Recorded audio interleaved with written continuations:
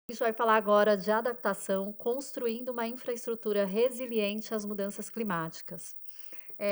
Eu chamo aqui para estar conosco Sandoval Feitosa, diretor-geral da ANEEL, por favor.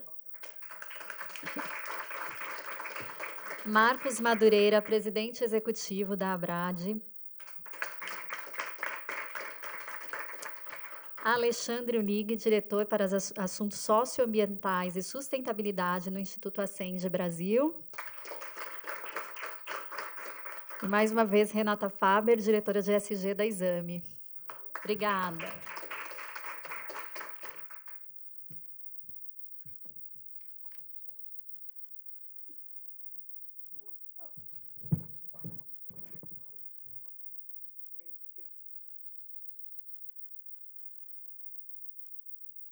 Bom, obrigada a todos e a todas. Como a Lia falou, acho que esse é o tema do momento, e como o Barroso falou na abertura, mitigar as emissões continua sendo fundamental, mas não dá mais tempo de não falar de adaptação, né? Então, esse é o tema do nosso painel.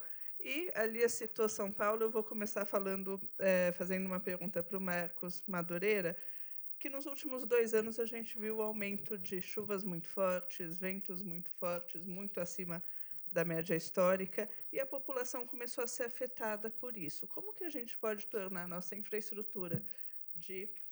desculpa. Como a gente pode... Não, Sandoval vai responder todas aqui.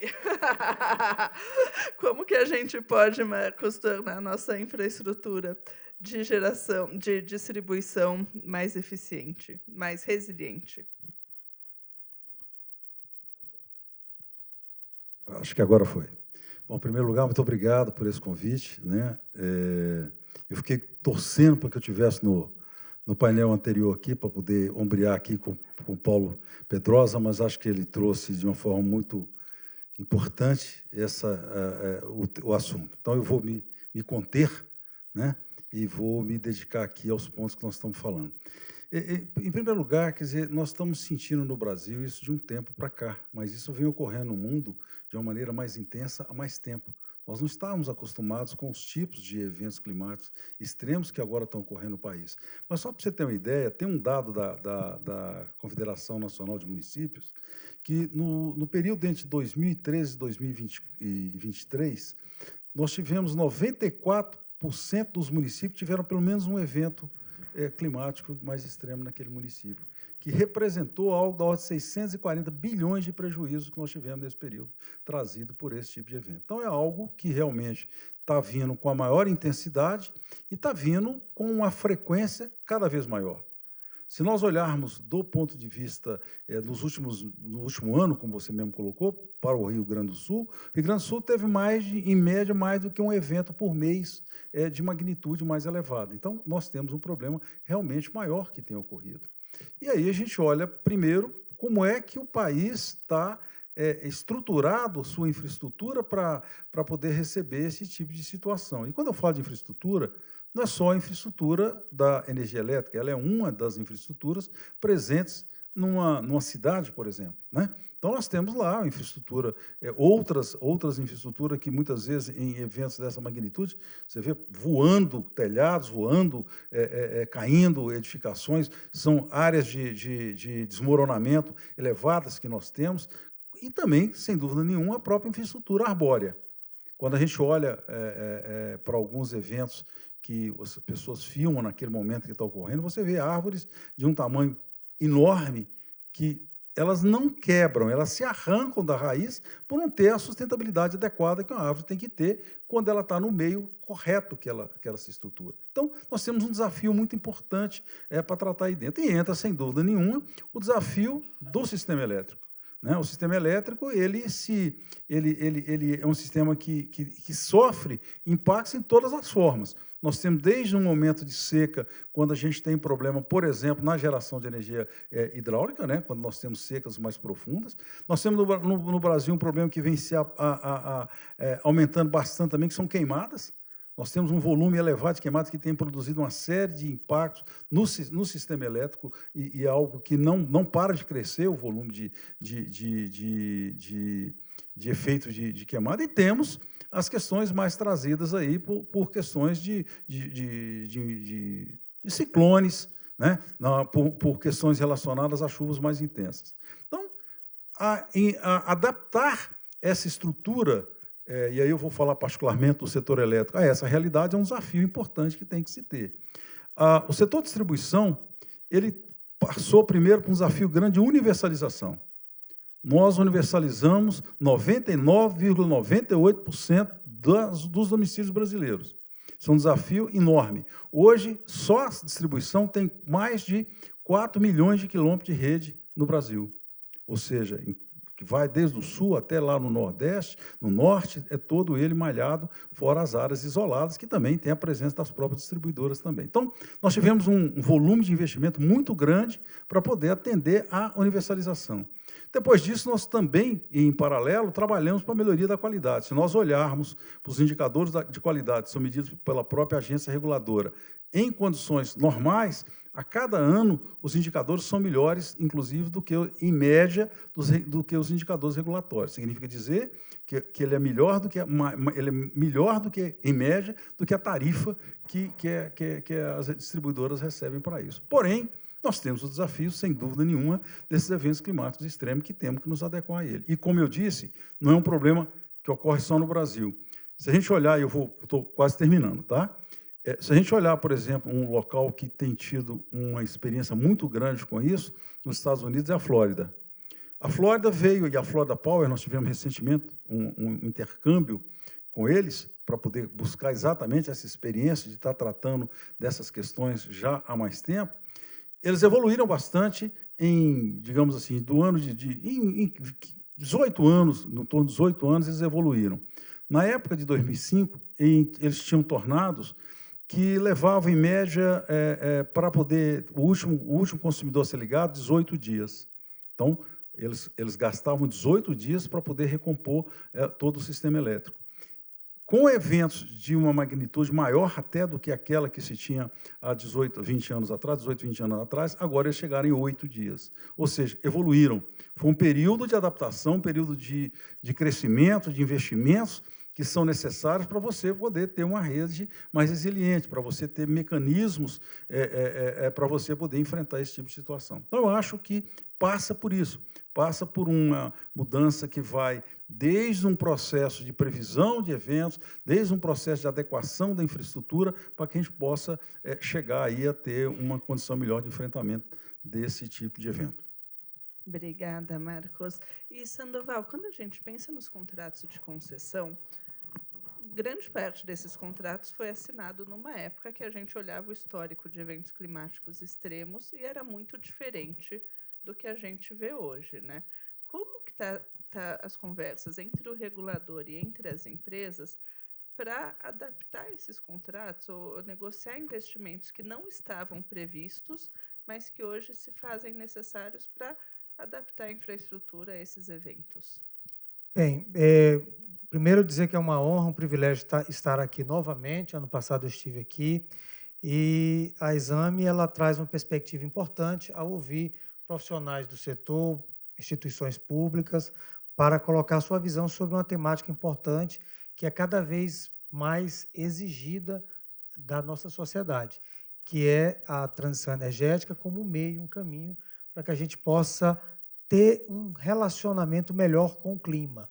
E aí eu vou partir desse princípio, dessa diretriz, que os contratos antigos, me permita dizer, eu ainda era um estudante, e talvez nem na universidade eu estava ainda, quando se pensou, na verdade eu estava ingressando na universidade. Então, Afinal, somos todos muito jovens. Exatamente. Então, eu me arrisco a dizer que essa temática ela não existia, não era uma preocupação dos legisladores naquele momento. Regulador, enfim, ele praticamente foi criado junto com o início da desregulamentação, da reestruturação do setor elétrico brasileiro. Então, essa temática não fazia parte do nosso cotidiano. E o que é que nós temos hoje? Nós temos hoje, como já foi falado pelo pelo Madureira, nós temos chuvas intensas, ventos não previstos, nós temos inundações, temos aí redes inteiras indo ao chão, árvores também sendo arrancadas, isso aqui na região sul e sudeste. Temos essas ondas de calor cada vez mais imprevisíveis, que têm trazido estresse muito grande para a operação do sistema elétrico. Na região norte do Brasil, secas prolongadas, que têm reduzido a lâmina de água dos rios, que têm impossibilitado ao transporte, por exemplo, de comunidades inteiras, combustíveis, tem trazido fragilidade no atendimento ao sistema isolado daquelas regiões, queimadas, como já foi falado pelo Madureira. Então, definitivamente, esse novo paradigma ele faz parte do nosso cotidiano. 2023 tinha sido, então, o ano mais quente da história, 2024 superou o ano de 2023, então, esse é o cenário que nós temos. Então, como é que nós podemos fazer? Considerando que são forças da natureza, e nós temos que reconhecer a nossa impossibilidade de enfrentar a natureza, isso é inexorável, nós não podemos enfrentar as forças da natureza, elas são muito maiores do que as forças do homem, mas nós temos que tentar mitigar e nos adaptarmos.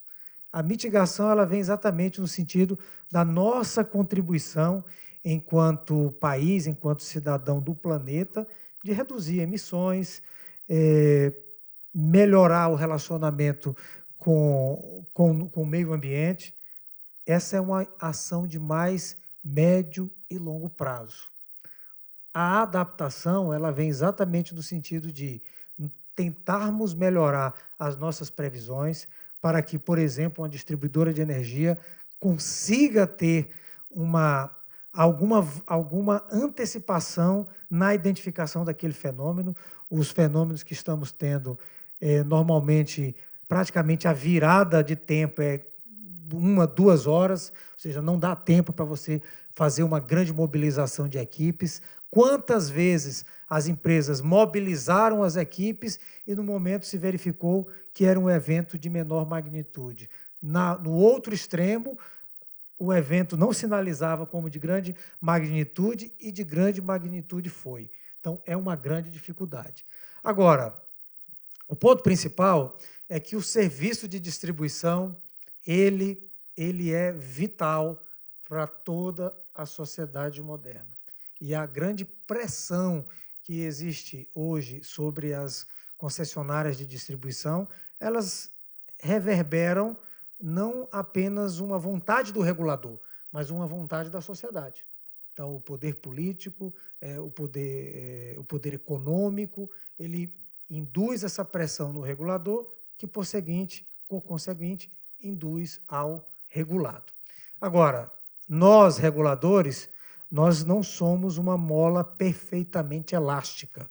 Então, o Madureira sabe o quanto de pressão que nós recebemos e, em alguma medida, colocamos os princípios da regulação, os princípios do respeito aos contratos, do previsível, o que dá para fazer no curto prazo e o que não dá para fazer no curto prazo. A discussão que estamos fazendo sobre a renovação das concessões, depois de feito todo esse contexto, é dizer que temos uma consulta pública 32 de 2024, que ela antecedeu um pouco a discussão da renovação das concessões, mas está entrelaçado, pelo menos nessa perspectiva. O que é que nós temos já na consulta pública 32, de relatoria da diretora Agnes, que também é relatora da renovação das concessões? É já inserir essa temática de resiliência de redes na discussão dos novos contratos e das novas obrigações para as distribuidoras. O doutor Madureira já antecipou um pouco. A arborização.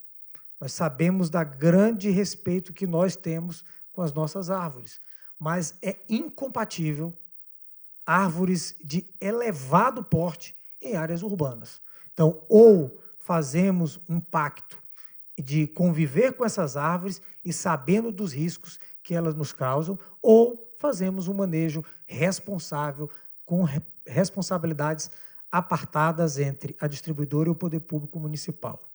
Da mesma forma, um maior engajamento com as forças de defesa do Estado e das prefeituras. Aqui eu falo Corpo de Bombeiros, Polícia Militar, Defesa Civil, todo mundo tem que estar irmanado. Naquele momento, o problema não é da distribuidora, o problema é da cidade, todos têm que se unir para resolver aquele problema. As distribuidoras, da mesma forma, elas não têm recursos abundantes para 1, 2 ou 4 ou 10 eventos no ano. Ela tem equipes adequadamente dimensionadas para o dia a dia da prestação de serviço ou alguma coisa que ultrapasse o dia a dia, não catástrofes como nós temos verificado. Por isso que a integração entre as empresas tem sido cada vez mais exigidas. E aqui, Madureira e também Alexandre, eu queria, e todos que nos acompanham, dizer que a ANEEL ela reconhece que esse novo ambiente exigirá investimentos. E os investimentos têm que ser remunerados. E, da mesma forma, dizer que a ANEEL tem disposição, sim, para discutir os investimentos, a forma de remuneração, discussões sobre o fator X, que tem afetação direta com a produtividade das empresas, que são menores nesses momentos de estresse. Então, o regulador, mais uma vez, e se repete, ao longo dos quase 28 anos de fundação da agência, está pronto para a adaptação aos novos desafios da sociedade brasileira. É uma flexibilidade para se adaptar à nova realidade do setor, né? Exatamente. Temos que moldar as exigências da sociedade e as distribuidoras, prestadoras de serviço, transmissoras e geradores se adaptarão às regulações que respondem a esses anseios da sociedade. Legal. E agora sim para o Alexandre. Alexandre, a gente está aqui falando mais do lado da distribuição, mas também assim, quando a gente pensa na geração, né? Porque olhando a nossa matriz, esses eventos climáticos extremos, eles também podem, a gente já viu, causam seca, podem afetar eventualmente até a questão de vento, de sol em algumas regiões. Você vê em algum momento que isso pode afetar também geração de energia no Brasil e como adaptar a isso?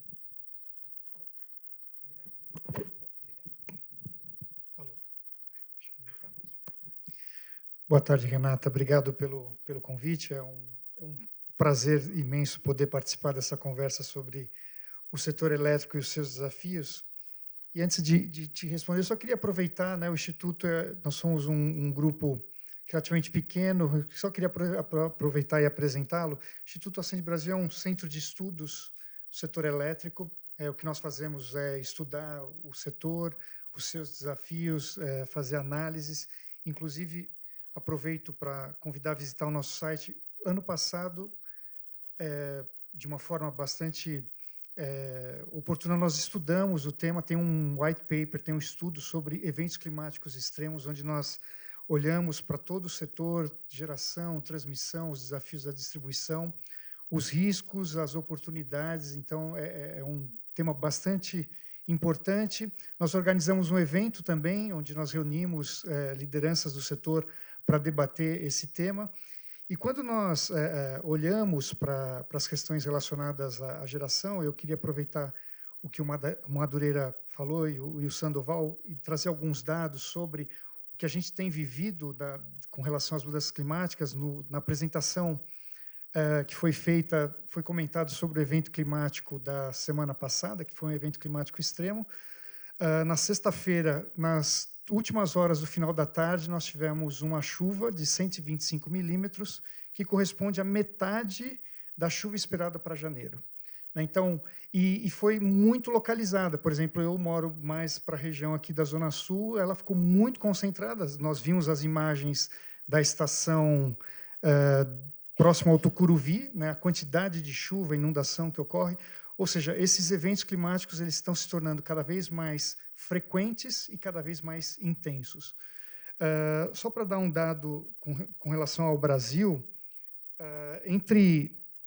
nos últimos 30 anos, aproximadamente 20 milhões de pessoas têm sido atingidas por eventos climáticos extremos, e aí de várias formas, né, com com mortes, pessoas desalojadas, desabrigadas. Então, isso mostra como essa questão vem relacionando, vem se intensificando. Em 1990, nós tínhamos aproximadamente 500 mil pessoas. Então, nós saímos de 500 mil pessoas afetadas para 20 milhões de pessoas afetadas. Isso dá uma dimensão do desafio, né, que todo, não só o setor elétrico, mas toda a infraestrutura, todo o país está passando, está enfrentando. E com relação quando você fala da geração, quais são os riscos que nós temos, né?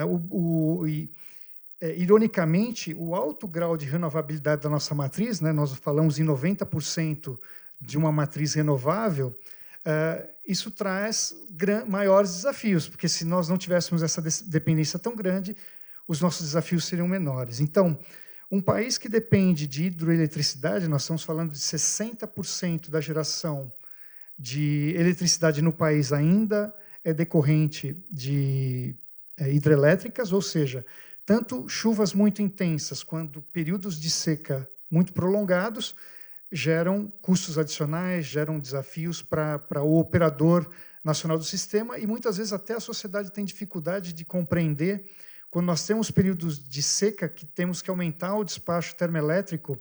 Isso acaba afetando de forma pouco significativa as emissões do país, mas o custo acaba sendo bastante significativo, né?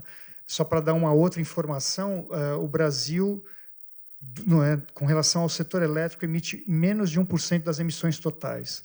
Então, como foi reforçado em painéis anteriores, o nosso desafio, de fato, é uso da terra e desmatamento ilegal. Então, a gente precisa estar muito atento a esse detalhe.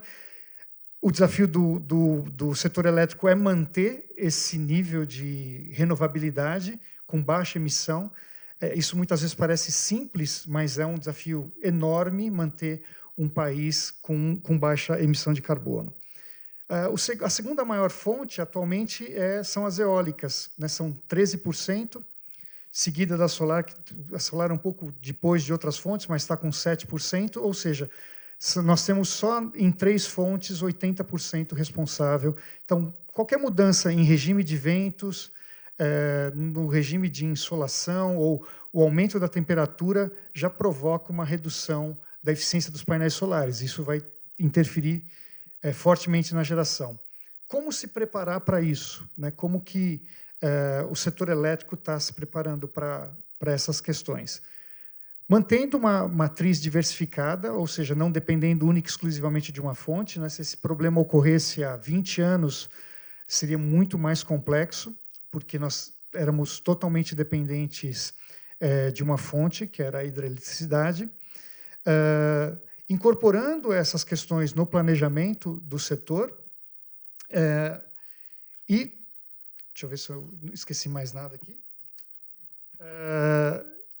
investindo em armazenamento de energia, e aproveito para divulgar um estudo que nas próximas semanas nós estaremos divulgando sobre armazenamento de energia. Então, e não só, a gente, quando fala armazenamento de energia, instantaneamente vem bateria, mas nós temos diferentes tecnologias para fazer armazenamento. O próprio Ministério, juntamente com a EPE, tem colocado o desafio de aumentar a flexibilidade do setor. Esse é um tema bastante importante quando a gente olha para a geração de energia elétrica.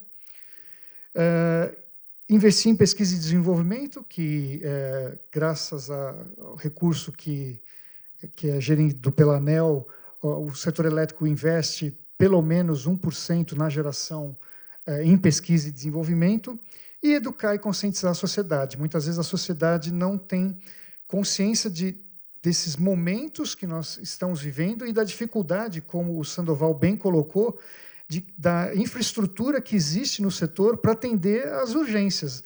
Ninguém dimensiona os seus recursos para trabalhar no seu ponto máximo de estresse. Trabalha no normal e no momento de estresse, muito bem lembrado, e tem que ser assim mesmo, a colaboração entre as empresas do setor, enfim, com as prefeituras, com as instituições estabelecidas, Corpo de Bombeiros, para atuar nos momentos de emergência. Legal, obrigada. E daí, uma das coisas que o Sandoval ele comentou, Madureira, foi a questão assim, do paisagismo nas cidades, né? E, assim, muitos dos efeitos que a gente vê, eles poderiam não ocorrer se a gente tivesse também, por exemplo, a Brad, assim, sendo chamada para, ou as empresas sendo chamadas, né, para conversar. Eu entendo que esse diálogo ele começou, mas assim ele está evoluindo, que eu acho que fica cada vez mais claro que assim tem que existir uma comunicação entre as diferentes entidades e talvez o planejamento urbano seja uma coisa que está mostrando que o setor elétrico precisa também ser envolvido nessas discussões. Nós temos que fazer, nós temos, e isso todos nós que andamos pelo Brasil, vemos que grande parte do país ele não tem nenhum planejamento urbano, né? As ocupações foram sendo feitas de uma maneira desordenada, mesmo em áreas, digamos assim, em áreas mais nobres, você não tem uma infraestrutura adequada para poder equacionar essa questão. Então, tem sim um desafio importante de um reordenamento urbano, um planejamento de infraestrutura, e eu coloco todos os tipos de infraestruturas que estão presentes, e do qual a distribuição de energia elétrica é uma delas. Eu queria só fazer uma observação, que acho que é importante, até no ponto que o Sandoval falou, em termos do que nós temos que fazer de investimentos, e esse eu acho que é um desafio importante, mas que ele tem solução. Eu vou te dar um dado, que eu acho que eu falo dele muito, porque eu acho que ele é fundamental. O segmento de distribuição é o único que contribui para a modicidade tarifária. Se nós olharmos os últimos 12, do ano de 2010 para cá, até 2023, que era o dado que eu tinha, não fechei 24, a inflação, nós tivemos uma inflação média da ordem de 120%. O custo da distribuição cresceu, para arredondar, 80%, ou seja, abaixo da inflação. A transmissão cresceu mais, até por eventos, muita transmissão que foi feita nos últimos tempos para poder atender as interligações. A energia, a parcela de energia cresceu da ordem de 140% e os subsídios cresceram 240%. Ou seja, existe um volume de recursos que está na conta dos consumidores e quem precisa, talvez, usar isso de uma melhor maneira. A gente está num evento de renováveis, então, às vezes, é meio chocante falar sobre isso, mas nós temos que falar, né, pegando a linha do que foi colocado aqui anteriormente. A ANEEL faz um trabalho de estabelecer uma ferramenta que ela chama subsidiômetro, que mostra quanto de subsídio que foi colocado na conta dos consumidores brasileiros. No ano de 2024, foram 45 bilhões. Desses 45, 22 foi para renovável. 22 bilhões, sendo que a metade, 11, um pouquinho mais, 11,7, foi em relação aos descontos para os consumidores que migram do mercado regulado para o mercado livre e tem desconto na tarifa, e a outra metade, os outros 25% da GD. O que eu quero dizer com isso? Nós precisamos criar condições para que possam ter investimentos que sejam favoráveis à sociedade como um todo. Nós estamos tendo investimentos desnecessários do ponto de vista de que você tem fontes mais competitivas, né, e que estão sendo dados para uma determinada parcela só da sociedade. É hora de olharmos para as necessidades reais que a população tem, e, sem dúvida nenhuma delas, é parte por você ter um sistema que, inclusive, consiga levar essa energia renovável de uma maneira adequada até os consumidores, tendo investimentos maiores, sem necessariamente ter que aumentar tarifa de uma maneira acentuada. Mas, para isso, é preciso ter uma concordância da sociedade como um todo, porque a ANEEL ela tem uma regulação muito de estabelecer preço em cima da distribuição. As outras coisas quase que chegam prontos, desculpa, Sandoval, mas quase chegam prontos os preços para colocar. Então, nós precisamos fazer um equilíbrio.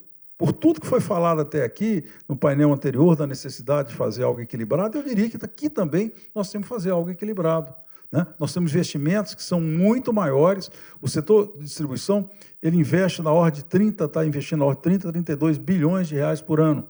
Deve investir nessa mesmo patamar nos próximos anos. Vai precisar de investir mais. Como o Sandoval falou, são recursos que têm que ter a remuneração para que alguém possa estar sendo colocado. Qual a maneira mais adequada de que isso possa ser colocado sem trazer um impacto maior para o consumidor? Vamos olhar, inclusive, para essas questões dos subsídios que estão aí presentes, porque não faz sentido mais nós continuarmos. Nós temos no Brasil, me desculpa, só mas esse tema eu não posso deixar de falar, tem subsídio no Brasil que dura 50 anos já na conta de energia elétrica.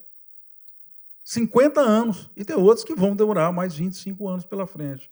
Então, é hora de nós olharmos se nós queremos um sistema resiliente, se nós queremos um sistema capaz de conseguir enfrentar esses desafios que nós estamos começando a ter eles maiores pela frente, é necessário fazer algumas questões. Nós temos feito investimentos adequados. Um dos grandes investimentos, às vezes ele não é visto, mas é a automação. Né? Automação significa dizer que você, em primeiro lugar, evita o consumidor de ser desligado. Muitas vezes a gente está em casa e vê só a luz piscou. Aquilo ali é um consumidor que evitou que ser desligado, porque um sistema automaticamente religou. Para isso, nós temos que ter investimento em equipamentos, em construção de mais caminhos para a energia poder eu ter alternativas de conectar. Tudo isso são custos de investimentos que precisam e estão sendo feitos. Nós precisamos intensificar mais. Né? Então, o Brasil é um país de situações muito diferentes. Nós temos o São Paulo aqui, que ele tem uma característica de mercado de país de primeiro mundo, e temos regiões que se assemelham a países aí em desenvolvimento muito raro. Então, nós temos que entender que essas são situações distintas que precisam ser tratadas. Então, acho que nós temos um bom desafio na melhoria da qualidade, mesmo para eventos climáticos extremos, e, para isso, a gente tem que fazer todo esse trabalho, e a ANEEL tem capitaneado. Nós fazemos a nossa contribuição, discutimos, estamos desenvolvendo, inclusive, também projetos para discutir o assunto, criando intercâmbios para trazer experiências de países, como eu já disse, que têm feito um avanço maior, porque já tem esse tipo de problema há mais tempo. Eu sou otimista em dizer que a gente vai conseguir fazer uma melhoria, mas nós precisamos olhar de uma maneira adequada para ter o preço justo para o consumidor naquilo que ele está recebendo. Obrigada, Madureira. Eu vou tentar otimizar as últimas perguntas, que eu sei que o Sandoval tem um voo e o nosso tempo está acabando, mas um dos pontos que eu ia tocar era exatamente esse do Madureira, dos recursos, né? Porque assim, o cobertor é curto. E eu estava outro dia falando com uma empresa de energia que fez um trabalho profundo em adaptação. Eles falaram que é muito difícil, que você descobre que você tem uma probabilidade pequena de um evento acontecer, mas se ele acontecer, o prejuízo é muito grande. Daí, como que você endereça essa questão? Né? Vou fazer o investimento? Não vou fazer o investimento? Então, minha pergunta para você, Sandoval, na linha do que o Madureira falou, a ANEEL está fazendo um ótimo trabalho em se adaptar às novas realidades. E, como o Madureira falou, ao longo dos anos, os subsídios, talvez também a necessidade tenha mudado. Existe essa possibilidade de, assim, vocês já devem estar pensando, repensar esses subsídios para tentar tornar a nossa infraestrutura mais resiliente? Bem, a questão dos subsídios, até do seu ponto de vista, formalmente falando, do seu ponto de vista estrito da palavra, não é nem muito correto, porque subsídio ele denota quando é um recurso que sai do orçamento público para subsidiar alguma atividade econômica. Aqui, o problema é mais grave ainda, porque é uma desotimização da tarifa, no sentido que ela não representa o custo real, porque o custo de determinados incentivos ele sai do custo da tarifa. Ou seja, por exemplo, no meu caso, talvez na grande maioria aqui, que somos consumidores passivos. Então, nós pagamos na nossa tarifa um percentual para diversas políticas públicas. Por exemplo, nós pagamos para que um grande produtor agrícola tenha energia mais barata. Não sei se todo mundo sabe, mas em torno de 1 bilhão da conta de energia elétrica é para incentivar ou para tornar mais barato o uso da eletricidade para irrigação, que pode ser desde grandes produtores, como também produtores menores. Vamos ser justos. Nós também incentivamos, por meio de subsídios, na verdade, por meio de incentivo na tarifa, carvão mineral. Nós também pagamos para as renováveis, como o Madureira falou, tanto na geração, ou seja, um gerador, ele vende uma energia elétrica e ele paga menos pelo fio. Se um consumidor livre, se um consumidor especial compra aquela energia subsidiada, ele também tem desconto no fio. Ou seja, literalmente, tem muita gente que está recebendo subsídio, e esse subsídio, de fato, somam 45 bilhões de reais somaram em 2024. Se nós imaginarmos que a receita da distribuição gira em torno de 250 bilhões de reais, esse custo ele é quase 20% da tarifa. Então, quase 20% de todo o custo da distribuição, ele é subsídio, ou seja, ele é um valor que é pago para diversos incentivos que nós temos na tarifa. Bem, como mudar essa realidade? A ANEEL ela é uma agência reguladora e de fiscalização que implementa políticas públicas. Uma vez a política pública implementada, cabe à ANEEL colocar na tarifa. Dos 4 segmentos, na realidade, das 4 rubricas da tarifa de energia elétrica, o Madureira já mencionou rapidamente, temos a distribuição, temos a transmissão, geração e encargos setoriais. De fato, todos esses, numa janela de 14 anos, o que menos cresceu foi a parcela da distribuição. O número mais atual, 95%. O IPCA, neste período, ele cresceu 125%. E a tarifa de energia elétrica, 125%. Ou seja, a tarifa em que pese um custo elevado de transmissão, um custo relativamente alto também de geração, mas um custo absurdo de subsídios, a tarifa ainda assim se comportou em linha com o IPCA, e que é mais ou menos o esperado. Então, eu diria que, ano passado, nós tivemos uma elevação de tarifa de apenas 0,4%, deixar bem claro aqui, 0,4%, frente à inflação de 4,87%. Ou seja, o custo da tarifa de energia elétrica, ela definitivamente teve quase 10 vezes mais, 10 vezes menor do que o custo da inflação no país. Ou seja, a energia elétrica, o custo da energia elétrica, em que pese toda essa ineficiência, não contribuiu para a inflação no país nos últimos anos. Mas não podemos assegurar isso porque não há uma vinculação da tarifa com a inflação. A ANEEL não calcula tarifa baseada em inflação. Não fazemos esse trabalho. O que nós fazemos é calcular a tarifa com os custos que são incluídos na tarifa de energia elétrica. Então, nossa função com relação aos subsídios é mostrar para a sociedade, é estar aqui hoje, é estar diariamente, noturnamente, no nosso sisteminha chamado subsidiômetro, que mostra o custo da tarifa, do subsídio na tarifa de energia elétrica. E só para registrar, é o aplicativo mais visitado na página da ANEEL.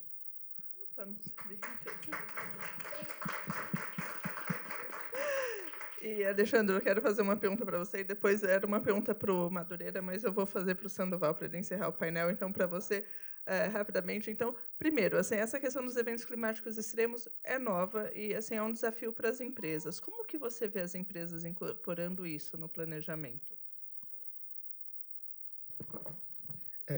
Por isso, né, eu descobri que não é à toa que nos manuais tem verifique se o cabo está conectado na tomada ou se o aparelho está ligado. Faltou ligar o microfone. Bom, Renata, as empresas têm definitivamente incorporado, até por necessidade.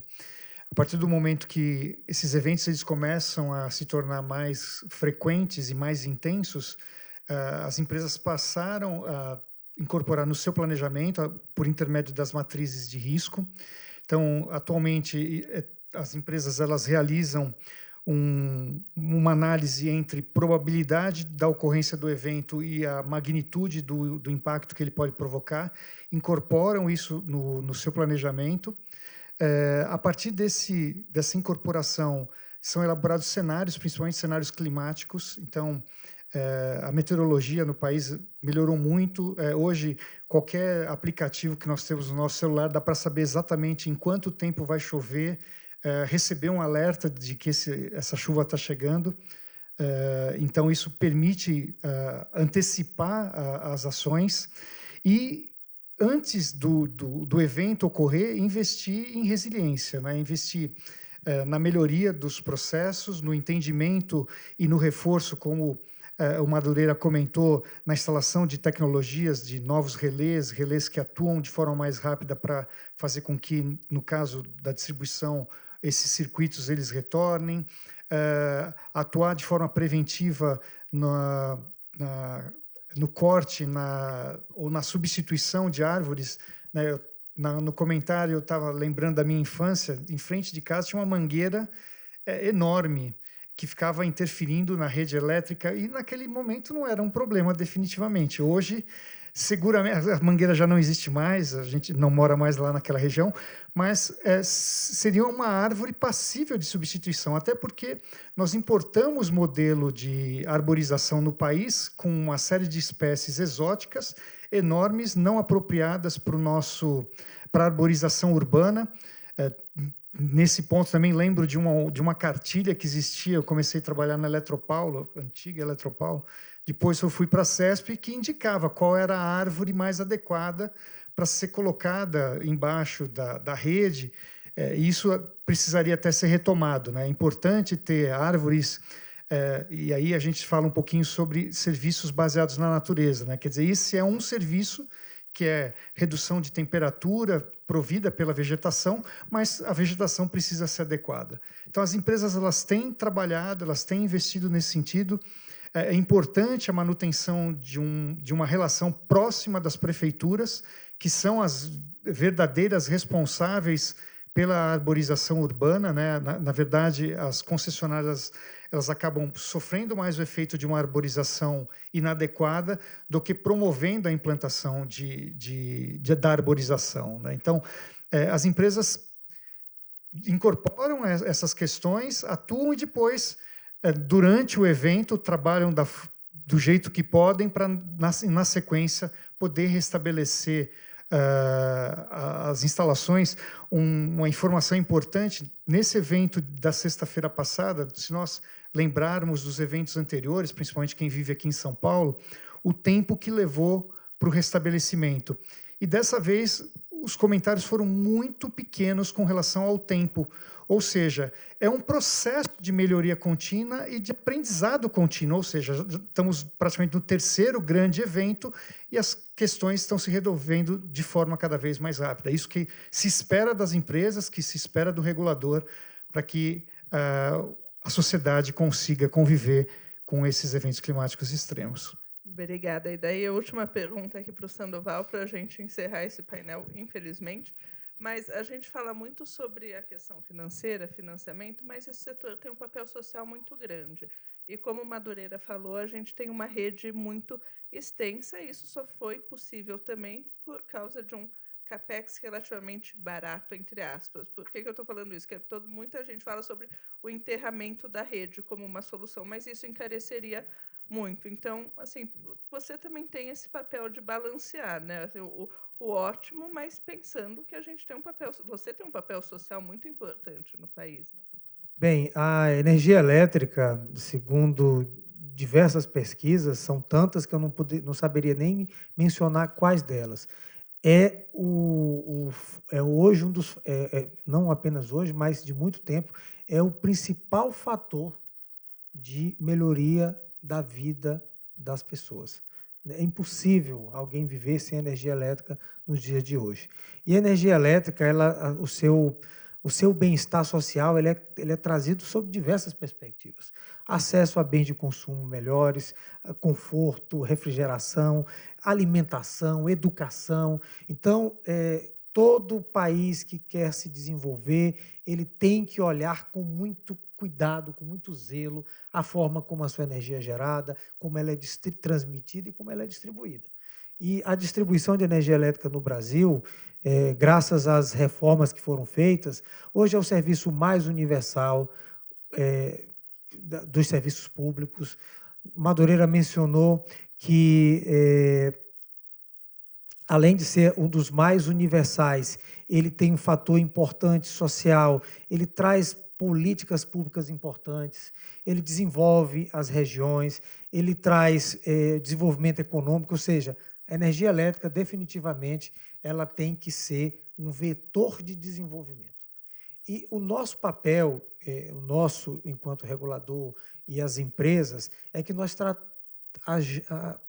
trabalhemos em harmonia para que não sejam imputados custos que sejam desproporcionais às empresas, porque racionalmente elas não vão fazer esses investimentos que não sejam prudentes, também sob a ótica do investidor. Estamos falando de uma concessão pública onde investimentos são mandatórios, são obrigados, mas isso não pode fugir uma racionalidade econômica. E o compromisso que nós temos enquanto regulador é que essa racionalidade econômica ela continue. E isso não é um compromisso meu apenas, porque eu sou diretor-geral da ANEEL por um tempo, mas a ANEEL já tem 28 anos e ela vai continuar por mais tempo ainda. Agora, esses princípios que norteiam a atuação de uma agência reguladora autônoma e independente, eles perpassam as gerações. Existem os assédios, existem os problemas, existem as fragilidades em que, conjunturalmente, as agências reguladoras passam, por problemas de orçamento ou por outras questões. Mas o compromisso, ele permanece e ele ultrapassará as gerações. O Brasil fez uma escolha, a escolha de sair de um modelo desenvolvimentista, onde o Estado gerava, transmitia e distribuía. Hoje, a escolha foi outra. Agência reguladora, empresas, na sua grande maioria privadas, para fazer a indução do processo econômico, de geração, transmissão e distribuição. Este é o modelo acertado. Entre erros e acertos, este é o modelo acertado e nós continuaremos firme com este propósito. Obrigada. Obrigada, Sandoval. Obrigada, Alexandre. Obrigada, Madureira. E obrigada a todos, não só que estiveram aqui, mas também esses painéis vão ser transmitidos online. Então, muito obrigada pela presença de todos.